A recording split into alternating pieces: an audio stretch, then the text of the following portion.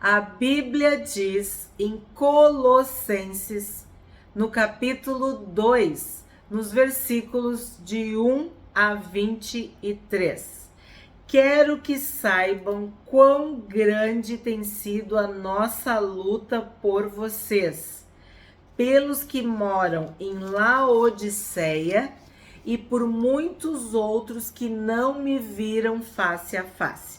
Então, ontem eu falei para vocês que essa igreja em Colossos tinha sido evangelizada, fundada por Epáfras, e que Paulo não os conhecia pessoalmente. Então, aqui está o versículo deixando isso bem claro.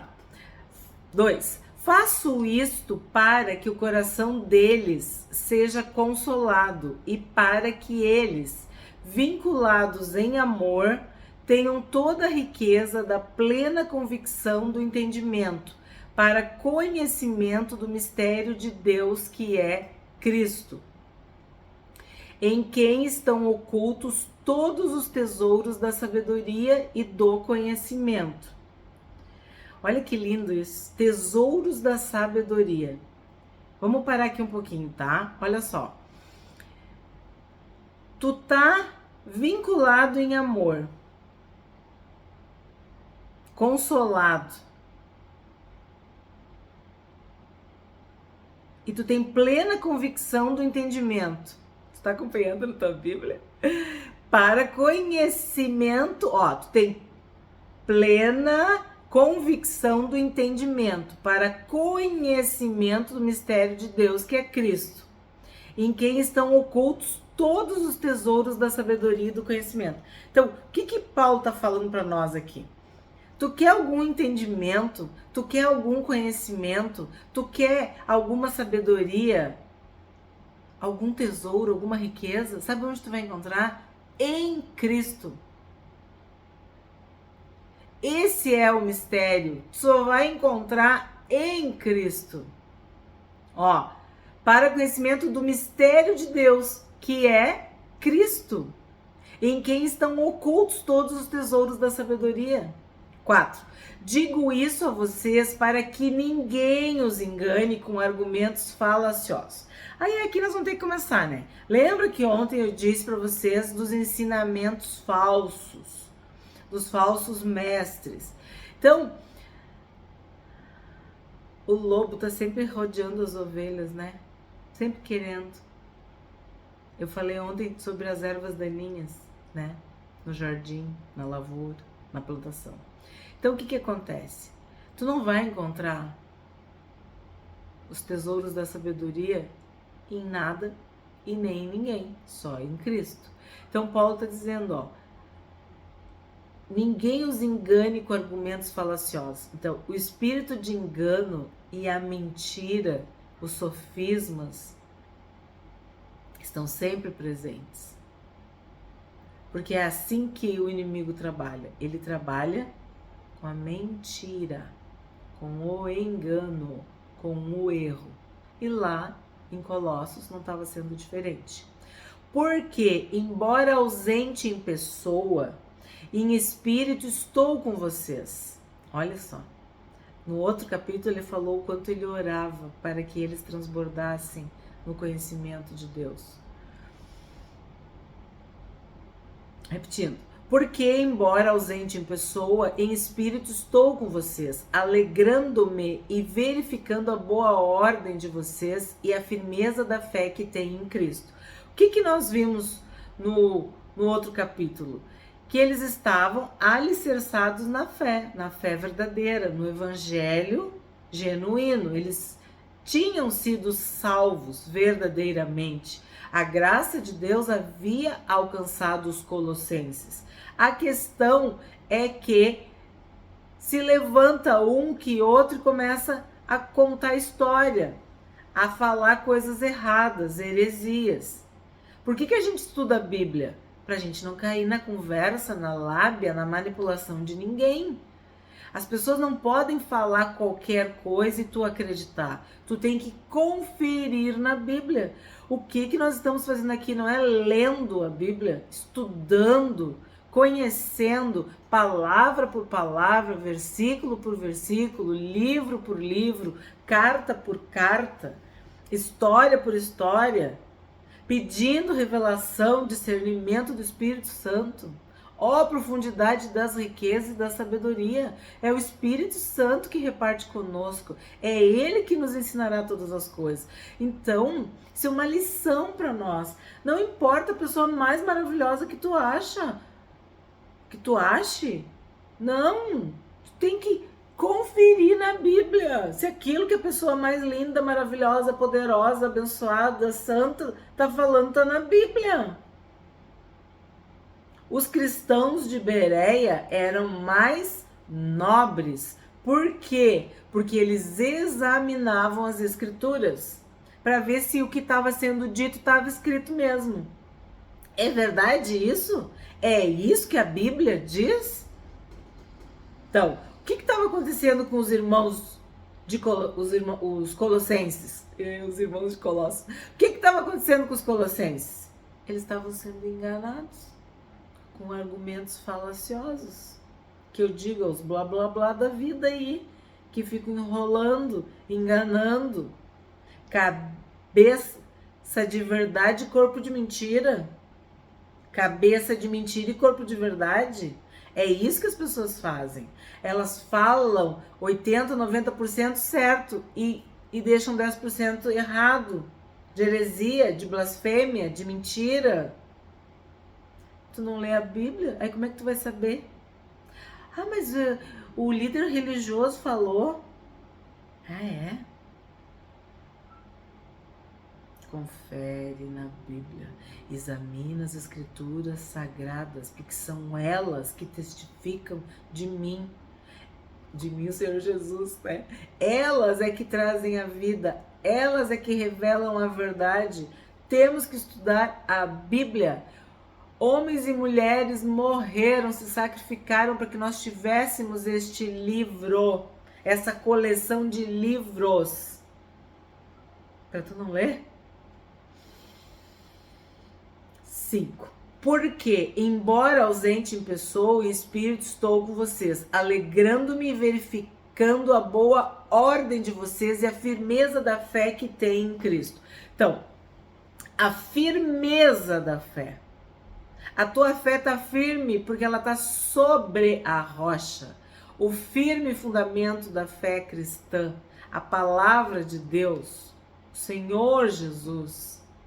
Nós estamos alicerçados, enraizados, radicados, firmes, fortalecidos na fé em Cristo Jesus. 6. Portanto, assim como vocês receberam Cristo Jesus, o Senhor, continuem a viver nele. Então, tu recebeu o Senhor Jesus, tu é salvo. Mas o que tu tem que fazer? Continuar vivendo nele, crescendo, amadurecendo, sendo aperfeiçoado em Cristo. Estando enraizados e edificados nele e confirmados na fé, como foi ensinado a vocês, crescendo em ação de graças. Tenham cuidado para que ninguém venha enredá-los com sua filosofia e vãs sutilezas, conforme a tradição dos homens, conforme os rudimentos do mundo e não segundo Cristo. Parece que isso aqui é 2024, né? Olha só, enredá-los. É uma atadura espiritual. É uma prisão, é uma corrente. Enredá-los, amarrando as pessoas com filosofias e vãs sutilezas. Ideologias, mentiras, histórias, a tradição dos homens. A gente sabe que os judeus queriam constranger, obrigar os gentios a seguir a lei mosaica, a lei de Moisés, o sábado, os jejuns, as festas, a circuncisão, tudo isso. né? Lembra que a gente viu em Gálatas os judaizantes? Pois é. Ficavam perseguindo os gentios. E hoje em dia também é assim. Tu não pode isso, tu não pode aquilo. Se tu fizer assim, se tu fizer esse, se tu fizer daquele jeito. Não tá na Bíblia.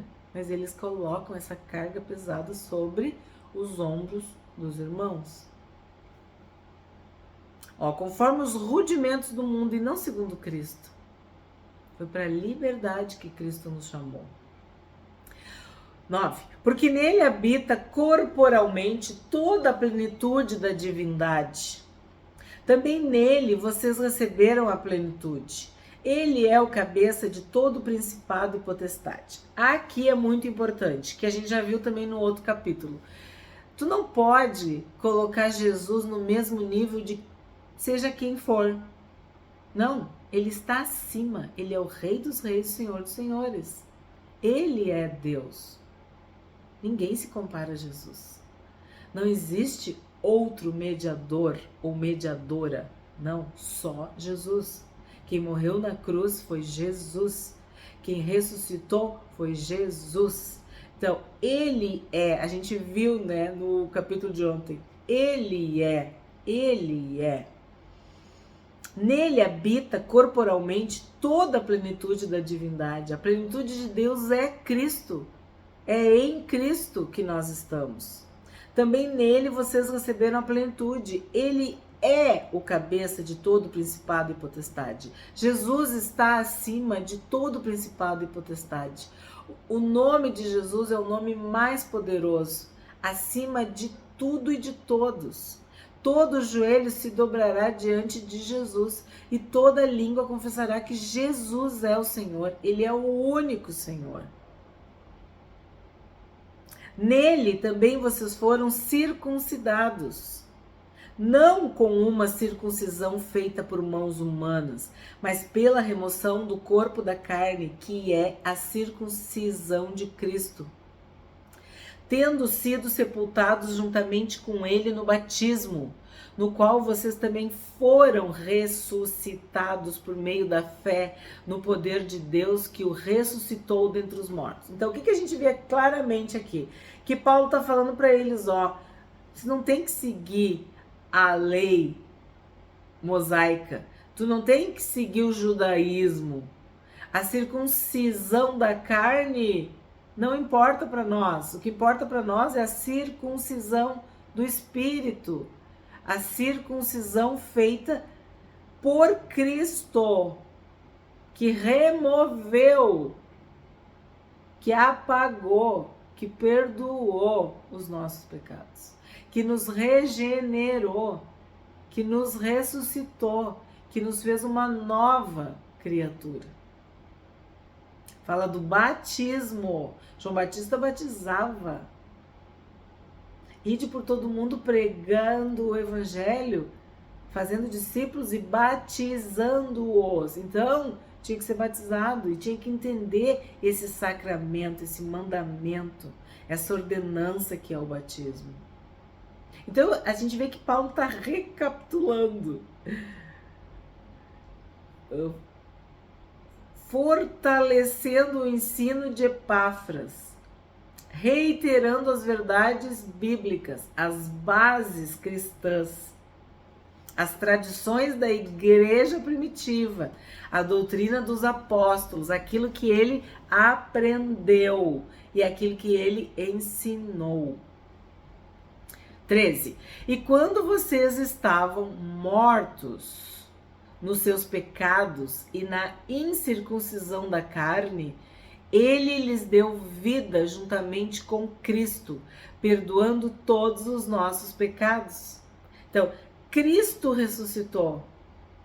E por isso ele pode perdoar pecados. Porque ele venceu a morte. Porque o pecado leva à morte. O salário do pecado é a morte. Mas em Cristo Jesus, nós estamos livres, libertos do pecado, do poder do pecado, do peso do pecado, da culpa do pecado, cancelando o escrito de dívida que era contra nós e que constava de ordenanças, o qual nos era prejudicial, removeu inteiramente, cravando na cruz. Ó, canetinha. Inteiramente. Na tua Bíblia está escrito inteiramente. Removeu inteiramente. Acabou, não sobrou nada. Acabou. Cancelando o escrito de dívida. Nós tínhamos uma dívida impagável. E Jesus morreu e o seu sangue, santo, inocente, imaculado, puro, nos lavou, nos purificou, perdoou os nossos pecados. Tudo que era contra nós, todas as acusações foram removidas. Ele removeu inteiramente, cravando na cruz, quer dizer, ali ele foi amaldiçoado no nosso lugar. Ele morreu a nossa morte para que nós tivéssemos a sua vida. Ele perdoou todos os nossos pecados. Tu consegue entender todos os nossos pecados? Os pecados do passado, do presente, os que eu ainda vou cometer, tá perdoado. Tá perdoado. Cancelando o escrito de dívida. Não tem mais dívida. A fatura já foi paga. Tá quitado. Não tem mais boleto para tu pagar. Não tem. Tá pago. Tu entende? 15. E despojando os principados e as potestades, publicamente os expôs ao desprezo, triunfando sobre eles na cruz. Então, a cruz nos salvou, nos libertou, perdoou nossos pecados, mas também expôs publicamente os principados e as potestades. Ele triunfou, ele venceu sobre o inferno, sobre Satanás, sobre os demônios.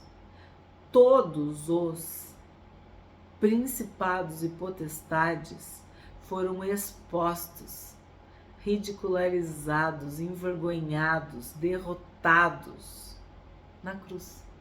A vitória da cruz, a ressurreição de Jesus.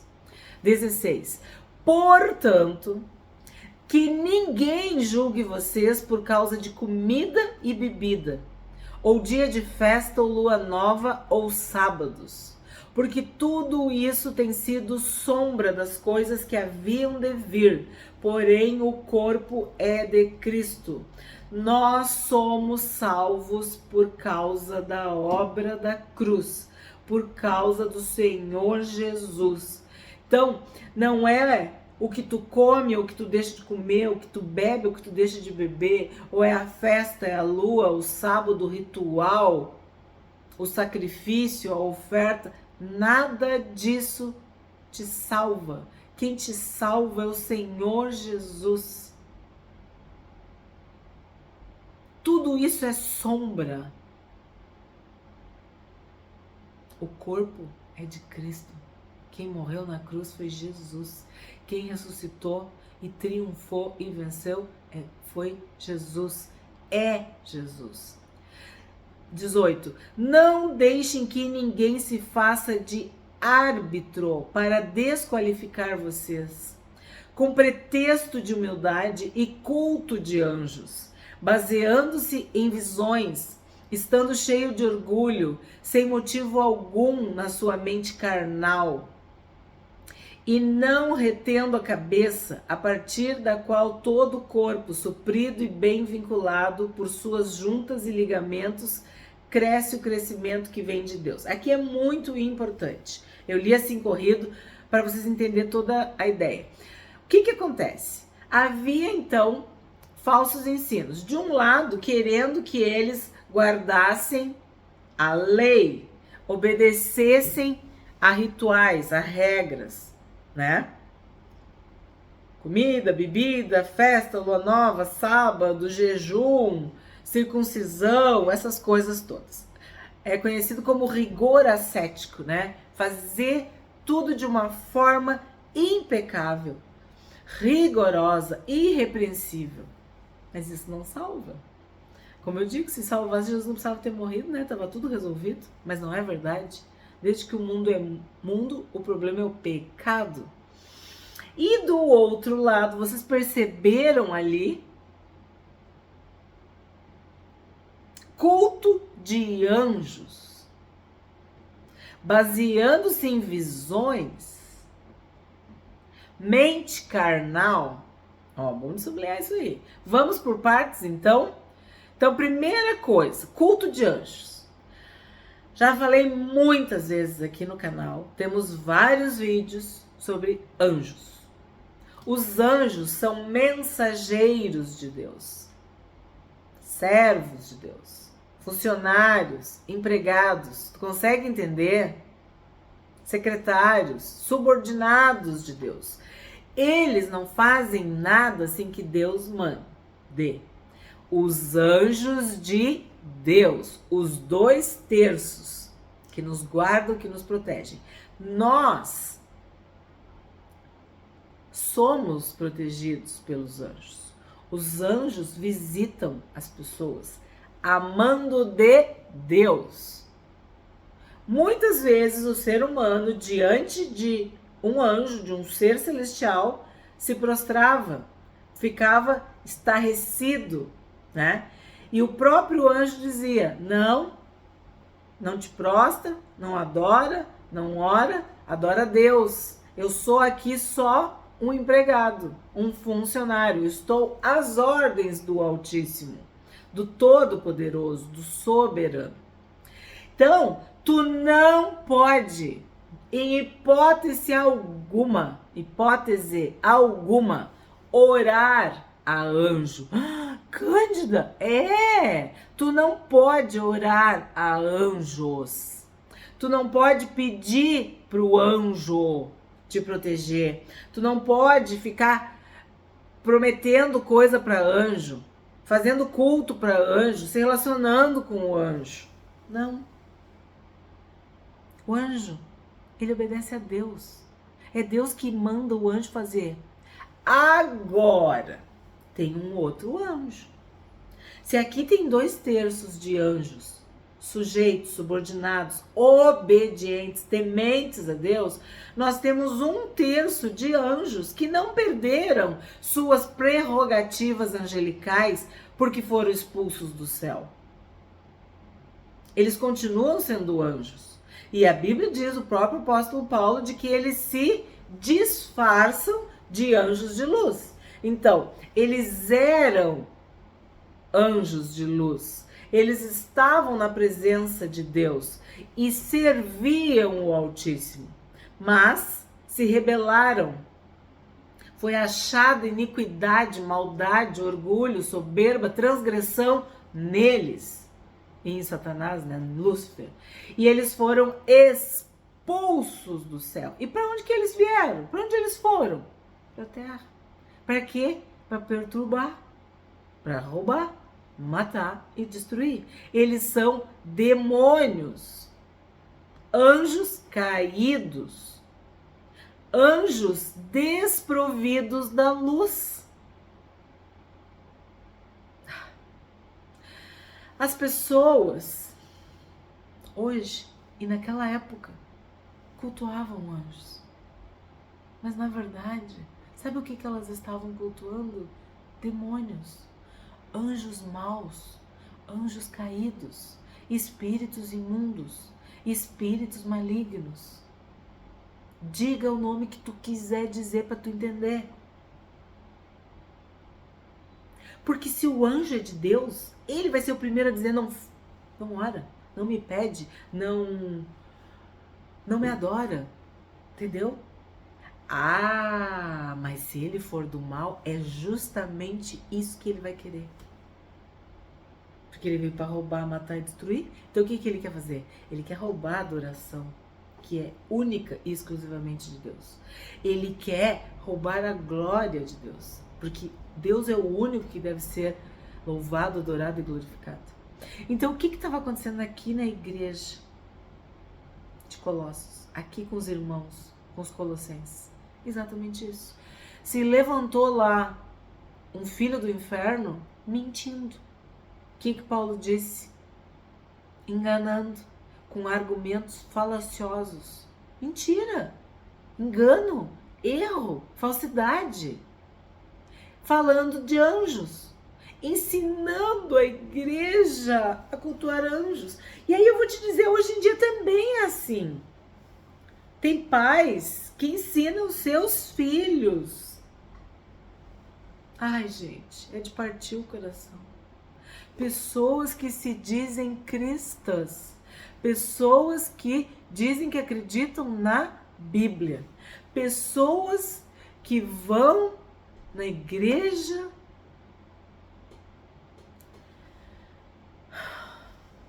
e ensinam seus filhos a fazer oração para o anjo, para o anjinho, para o guardião, para o protetor, para não sei o quê. E sabe o que estão fazendo? Estão entregando seu bem mais precioso, que são seus filhos, para demônios. Depois não sabe por que acontecem coisas horríveis. Porque é isso que a Bíblia diz. A Bíblia nos ensina que esses anjos que aceitam este culto, que aceitam essas orações, eles estão disfarçados de anjos bons, de anjos protetores, de anjos de luz, para, se possível, enganar até os eleitos, até os escolhidos, até os salvos, até os crentes, os cristãos. Porque tu viu, tu tá comigo desde ontem, assistindo Colossenses, tu viu, eles são de Deus. Isso aqui é uma igreja. Eles são cristãos, eles são crentes, eles professam a fé cristã. Eles creem na palavra de Deus, mas eles não conhecem, eles não estudam. Os tesouros da sabedoria não foi revelado para eles, porque eles preferiram acreditar em argumentos falaciosos, em mentiras, em enganos, em falsos ensinos e falsos mestres, em antigas crenças religiosas, em superstições, em teorias, ideologias, filosofias. Existe uma batalha entre o bem e o mal, entre os anjos de Deus e os anjos caídos. E eles querem pegar 1, 2, 10, quantos eles puderem, enganando, arrastando para o inferno. Agora tu entendeu o que estava acontecendo na igreja dos Colossenses? Eles estavam envolvidos com poderes demoníacos, com ocultismo, com misticismo. Teve um dia no vídeo aí que eu queria, era essa palavra, quando eu estava falando para vocês, e eu não conseguia de jeito nenhum lembrar. Agora, aqui em Colossenses, eu digo, era essa palavra. Às vezes tu estás num contexto de misticismo. A cidade, a tua família, a tua cultura é do misticismo, da superstição, dessas coisas assim, sabe? As pessoas têm esse fascínio desde que o mundo é mundo. Elas não se conectam com o Deus verdadeiro, mas elas ficam fascinadas, encantadas, enfeitiçadas com o misticismo. E era isso que estava acontecendo aqui com os colossenses. E Paulo está repreendendo isso, está dizendo que isso é errado. Vamos ler de novo?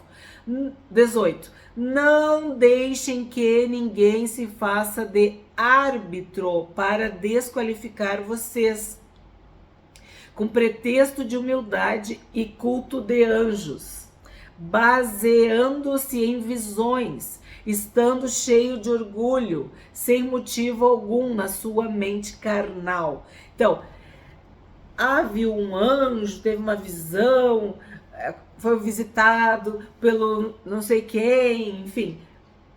Isso não é de Deus. Repreende em nome de Jesus, porque isso é demônio, tá? Combinado? 20.